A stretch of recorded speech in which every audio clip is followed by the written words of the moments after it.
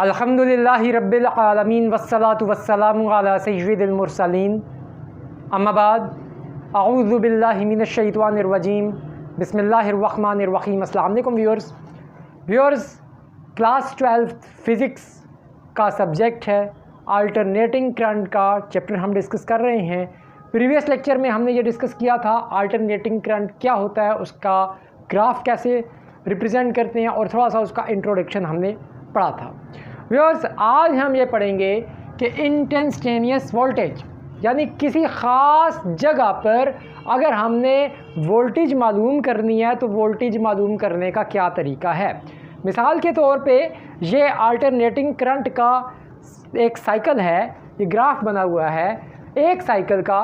मिसाल के तौर पे कुछ ख़ास वक्त गुज़रने के बाद यहाँ पे अगर मैं मालूम करना चाहता हूँ कि इस टाइम पे कितनी वोल्टेज है करंट की, तो वो आज हम डिस्कस करेंगे। या इस टाइम पे अगर मैं मालूम करना चाहता हूँ या किसी भी ड्यूरेशन के ऊपर, किसी भी जगह के ऊपर, किसी भी इंस्टेंट के ऊपर अगर मैंने मालूम करना है कि वहाँ पे कितनी करंट है या कितनी वोल्टेज है, तो वो आज आपके सामने डिस्कस किया जाएगा। इंस्टेंट का व्यूअर्स मतलब ये होता है किसी ख़ास जगह पर। व्यूअर्स, सबसे पहले आपको मैं बता चुका हूँ source of AC voltage alternating current को जो हमने हासिल करते हैं वो एसी जनरेटर से हासिल करते हैं। एसी जनरेटर को मैकेनिकल एनर्जी दी जाती है और वहाँ से एसी जनरेटर अल्टरनेटिंग करंट जो है वो प्रोड्यूस करता है।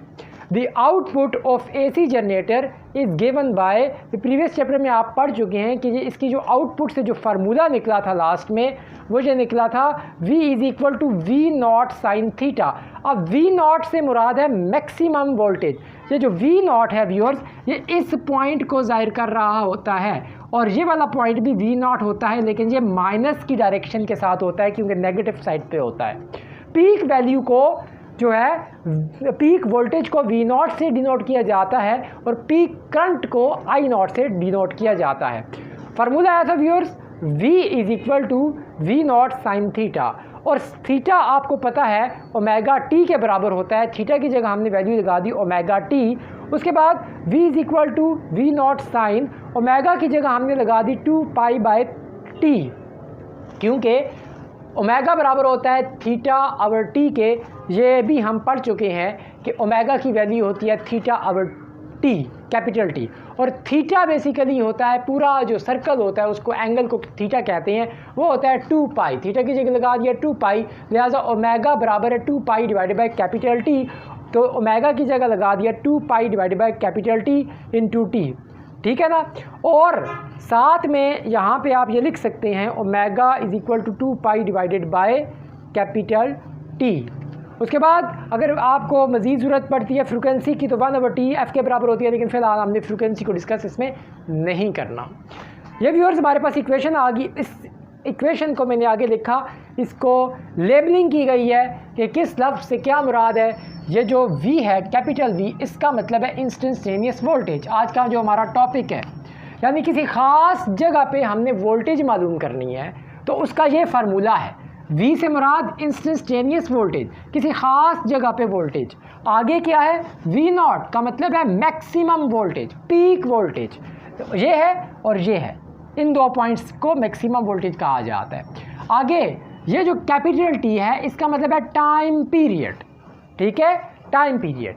और ये जो स्मॉल t है, इसका मतलब है इंस्टेंटेनियस टाइम, यानी जिस जगह पे हम वोल्टेज मालूम कर रहे हैं उस जगह पे उस वक्त क्या टाइम था। इंस्टेंटेनियस टाइम, किसी ख़ास जगह का जो टाइम होगा वो उसको इंस्टेंटेनियस टाइम कहा जाता है। ये तो व्यूअर्स वजाहत थी इस फार्मूले की। आगे देखें, मिसाल के तौर पे यहाँ से लेकर यहाँ तक, ठीक हो गया व्यूअर्स। ये मैं इसको सही कर देता हूँ ग्राफ को थोड़ा सा। फॉर एग्ज़ाम्पल इस टोटल टाइम को मैं रिप्रेजेंट करता हूँ कैपिटल टी से।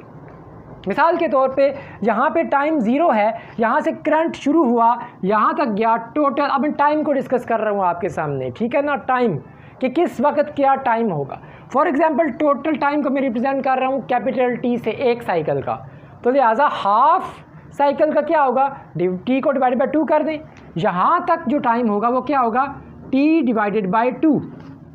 ठीक हो गया व्यूअर्स।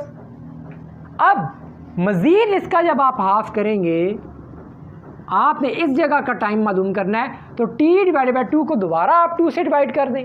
ठीक है, t डिवाइडेड बाय 2 को दोबारा 2 से डिवाइड करेंगे तो आपको पता है कि इस तरह आ जाता है, t डिवाइडेड बाय 4 इसकी वैल्यू आ जाएगी। तो यहाँ पे आ जाएगा t डिवाइडेड बाय 4। ठीक हो गया व्यूअर्स। अब इसी तरीके से अगर आपने इस जगह पे मालूम करनी है वैल्यू, उसका तरीका ये है, अब यानी कि आपको एक सेक्शन का टाइम पता चल गया, यानी कि अगर आपसे पूछा जाए कि इस एक पार्ट का टाइम क्या है इस गुजरने के बाद, आप कहेंगे t/4। इट मीन्स कि ये पार्ट भी कितना है, t/4, ये पार्ट भी कितना है, t/4, ये पार्ट भी कितना है, t/4। अब आपने टाइम निकालना है इस हिस्से का, तो आप सिंपल क्या कर सकते हैं, t/4 plus t/4 plus t/4 करके देखते हैं क्या आंसर आता है। t/4 plus t/4 plus t/4, LCM आ जाएगा 4, t plus t is equal to 3t divided by 4। यानी कि इस हिस्से पे जो टाइम आएगा वो क्या आएगा, 3t divided by 4, 3t divided by 4। ठीक हो गया व्यूअर्स। ये हमने मुख्तलिफ इंस्टेंट्स पे टाइम मालूम किया है। अब टाइम क्यों मालूम किया है, हमारी वजह क्या थी। बेसिकली हम मालूम करना चाह रहे हैं इंस्टेंटेनियस वोल्टेज, और इंस्टेंटेनियस वोल्टेज को मालूम करने के लिए हमें इंस्टेंटेनियस टाइम का पता होना ज़रूरी है। अब मिसाल के तौर पे मैं time t is equal to 0 पे, इस पॉइंट पे इंस्टेंटेनियस वोल्टेज मालूम करना चाहूँ तो मैं क्या करूँगा, put t is equal to 0 करूँगा इस फार्मूले में। जब इस फार्मूले में मैं 0 पुट करूँगा तो इस t की जगह पे ये स्मॉल t है, ये क्या इंस्टेंटेनियस टाइम स्मॉल t से डिनोट किया जाता है, उसको ये स्मॉल t की वैल्यूज़ हैं सारी की सारी। Small t is equal to t/4, small t is equal to t/2। अब टोटल टाइम t है। अब जब मैं यहाँ पे 0 पुट करूँगा, 0 सबसे मल्टीप्लाई होकर सारों को क्या कर देगा, 0 कर देगा। तो लिहाजा जब time t is equal to 0 होगा तो इंस्टेंटेनियस वोल्टेज भी 0 होगी। ओके व्यूअर्स, नेक्स्ट देखते हैं। अब हम पुट करते हैं, put t is equal to t/4, यानी कि इस पॉइंट पे वोल्टेज क्या है। अब हम पुट करेंगे t/4 इस फार्मूले के अंदर, तो ये हो जाएगा v is equal to v0 sine 2π divided by t, यहाँ पे आ जाएगा t डिवाइडेड बाय 4। ये t से कैंसिल हो जाएगा और 2 और 4 कैंसिल होके जो फार्मूला बनेगा वो होगा π/2। ठीक हो गया व्यूअर्स। और π/2 आप जानते हैं 90 डिग्री होता है, और साइन 90 डिग्री, मैंने कुछ कैलकुलेशंस आपके सामने लिखी हैं, साइन 90 डिग्री 1 के बराबर होता है।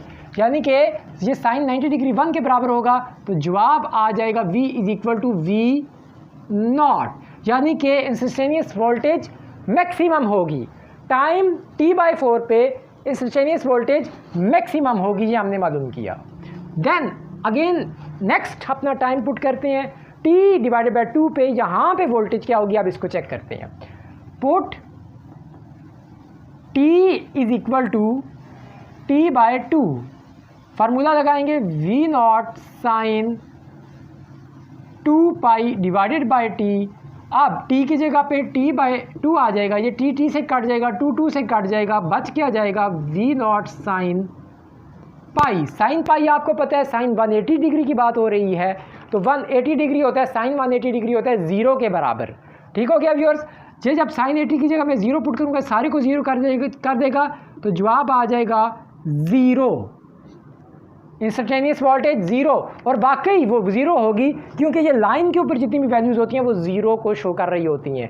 जब वोल्टेज यहाँ पीक पे पहुँचा, फिर डिक्रीज करते करते करते करते इस पॉइंट पे वोल्टेज 0 हो जाएगी।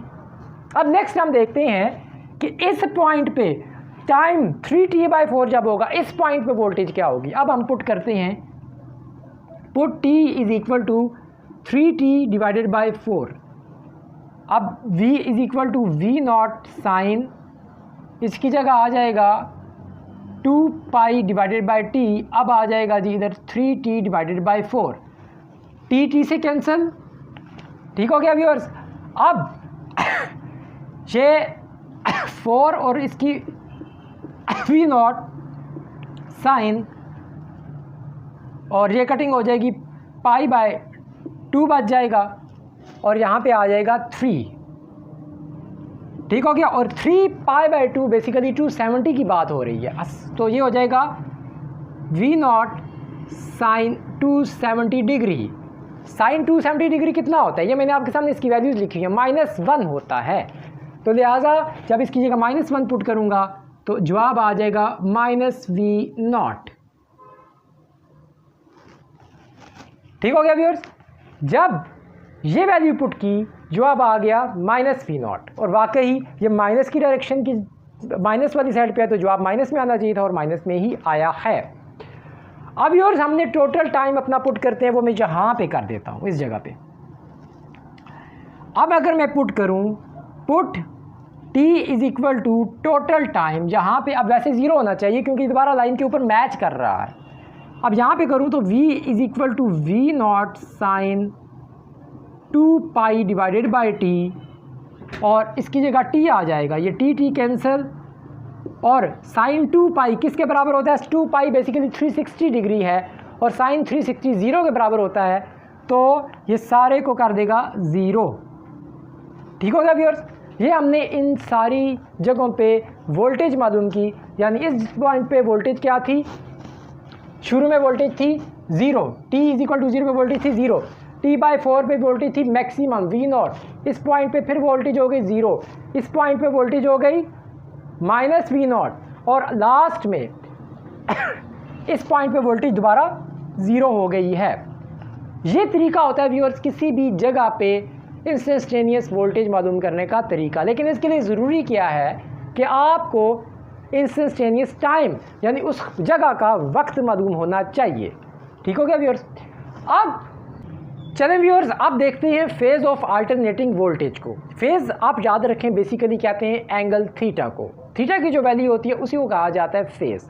अब फेज़ को आप 2 तरीक़ों से याद रख सकते हैं। एक ये तरीका है कि जिस टाइम पे जो एंगल थीटा की वैल्यू होगी वही उस टाइम के लिहाज से उसका फेज़ होगा। जैसे कि जब आपने time t is equal to 0 put किया उस वक़्त साइन की क्या वैल्यू थी, क्योंकि वो सब कुछ 0 हो गया तो साइन भी 0 हो जाएगा, ठीक है ना।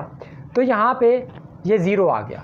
ये मैंने आपके सामने टाइम का ग्राफ बनाया हुआ है, ये मैंने आपके सामने फेज़ का ग्राफ बनाया हुआ है यानी एंगल का ग्राफ। ये ग्राफ अभी थोड़ी देर पहले मैंने आपको समझा चुका हूँ कि यहाँ पे टाइम 0 है, यहाँ पे t/4 है, यहाँ पे t/2 है, यहाँ पे 3t/4 है और यहाँ पे कैपिटल T है।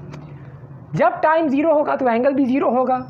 अब जब टाइम t/4 होगा इस पॉइंट पे, तो इस पॉइंट पे एंगल क्या बना वही हमारा फेज़ होगा। देखें जब t is equal to t/4 put किया तो साइन के साथ क्या आया, π/2, ठीक है, π/2 आया। तो इसका मतलब है ये जो π/2 है यही हमारा फेज़ है। यहाँ पे हम लिखेंगे π/2, इस पॉइंट पे t/4 था, इस पॉइंट पे π/2, ये फेज़ का ग्राफ है, ठीक हो गया व्यूअर्स। इसी तरीके से जब हमने t/2 पुट किया तो एंगल क्या आया, पाई, साइन के साथ क्या आया, पाई, तो लिहाजा इस जगह पे t/2 और इस जगह पे पाई, ठीक है, फेज़ के लिहाज से इधर पाई आएगा। और जब हमने t is equal to 3t/4 put किया तो फाइनल साइन के साथ क्या आया, 3π/2, ठीक है। तो यहाँ पे आएगा 3π/2, यहाँ पे 3t/4, यहाँ पे 3π/2। और जब हमने एंगल यानी time t is equal to capital T put किया था तो फिर क्या जवाब आया था, मिसाल के तौर पे यहाँ पे ही हम कर लेते हैं। जब हम t is equal to capital T put करेंगे तो ये वी नॉट साइन 2π/t और ये कैपिटल T, ये t कट जाएगा, 2π बच जाएगा साइन के साथ। ये व्यूअर्स एक तो आप इस तरीके से याद रख सकते हैं इन वैल्यूज़ को। टाइम के लिहाज से एंगल की क्या वैल्यू बनी, थीटा की क्या वैल्यू बनी, वो आपने उस जगह पे वो लिखनी है। और ये जो मेन वैल्यूज़ हैं इसको आप एक सर्कल को जहन में रख कर भी याद रख सकते हैं। आपको पता है कि जो सर्कल होता है, सर्कल यहाँ पे 0 डिग्री, यहाँ पे 90 डिग्री, यहाँ पे 180 डिग्री, यहाँ पे 270 डिग्री, दोबारा यहाँ तक पहुँचेगा तो 360 डिग्री। अब आपने सर्कल को जहन में रखते हुए इसको वैल्यूज़ इसकी याद रख सकते हैं। आप देखें, ये बेसिकली एक सर्कल बन रहा है, ये हाफ सर्कल और ये हाफ सर्कल, ये हाफ सर्कल और ये हाफ, ये पूरा सर्कल बन जाएगा। यहाँ से सर्कल स्टार्ट हो रहा है, ये 0, यहाँ पे पहुँचा तो 90 डिग्री π/2, यहाँ पे पहुँचा तो 180 डिग्री जिसको पाई कहते हैं, ये हाफ सर्कल। अब आगे हाफ सर्कल, यहाँ पे पहुँचा तो 270 डिग्री जिसको 3π/2 कहते हैं, फिर दोबारा इधर आया तो 2π जिसको 360 डिग्री कहते हैं। इसको आप ऐसे भी याद रख सकते हैं। ठीक हो गया व्यूअर्स, ये वैल्यूज़ आपने ज़रूर याद रखनी है, टाइम के लिहाज से भी ये वैल्यूज़ याद रखनी है और फेज़ के लिहाज से भी, इसको कहते हैं फेज़। ठीक है, थीटा की जो वैल्यूज़ होती हैं उन्हीं को कहा जाता है फेज़। अब आगे आते हैं कि पीक वैल्यू क्या होती है और पीक टू पीक वैल्यू क्या होती है। देखें, the highest value reached by the voltage और current in one cycle is called peak value. एक साइकिल के अंदर जो हाईएस्ट वैल्यू होगी ना उसको पीक वैल्यू कहेंगे। जैसे कि यहाँ पे जो वैल्यू आएगी और यहाँ पे जो वैल्यू आएगी, ये मैक्सिमम पॉइंट होगा यहाँ पे और यहाँ पे। अगर हम वोल्टेज के लिहाज से देख रहे हैं तो V0, अगर हम करंट के लिहाज से देख रहे हैं तो I0, तो जो भी करंट या वोल्टेज की मैक्सिमम वैल्यू होगी उसको कहते हैं पीक वैल्यू। अब आगे आते हैं next, peak to peak value. The sum of positive and negative peak values of voltage is called peak to peak value of voltage. मिसाल के तौर पे अब मैं वोल्टेज का आपके सामने एक ग्राफ बनाता हूँ। अल्टरनेटिंग करंट है तो ज़ाहिर बात है एक half cycle positive, half cycle negative. यहाँ पे मैक्सिमम वोल्टेज होगी, यहाँ पे भी मैक्सिमम वोल्टेज होगी, लेकिन ये डायरेक्शन नेगेटिव की है, यहाँ पे माइनस का निशान लग जाएगा। ये कह रहे हैं पीक टू पीक वैल्यू के ग्राफ को हम ऐसे शो कर लेते हैं, the sum of positive and negative peak values, यानी कि जब हम इसका सम करेंगे V0 + V0 = 2V0, ये इसका आंसर आ जाएगा। अब आपके ध्यान में यकीनन क्वेश्चन आ रहा होगा कि माइनस का निशान क्यों नहीं डाला, क्योंकि माइनस सिर्फ डायरेक्शन को शो कर रहा है। ठीक है, वरना वैल्यू इधर भी इसकी, अगर यहाँ पे 2 एम्पियर है तो यहाँ पे भी 2 एम्पियर ही होगी, सिर्फ नेगेटिव का साइन उसकी डायरेक्शन को शो कर रहा है। यहाँ पे हम उसके मैग्नीट्यूड को लेंगे, नेगेटिव का सिंबल नहीं लगाएंगे, V0 + V0 = 2V0 आ जाएगा। व्यूअर्स, ये था आज का टॉपिक जो हमने पढ़ा।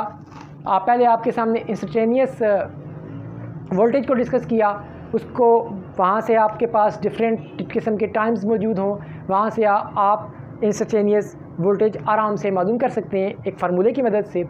उसके बाद हमने ये डिस्कस किया कि फेज़ ऑफ अल्टरनेटिंग वोल्टेज क्या होती है। ठीक है, वो जब आप एंगल थीटा के लिहाज से बात करेंगे, एंगल के लिहाज से, तो उसको हम बेसिकली फेज़ कहते हैं।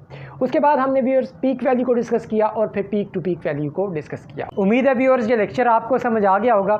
नेक्स्ट टाइम इंशाल्लाह किसी और टॉपिक के साथ या इसी चैप्टर के आगे फर्दर टॉपिक्स को डिस्कस किया जाएगा। Thanks for watching of this video. खुदा हाफिज़।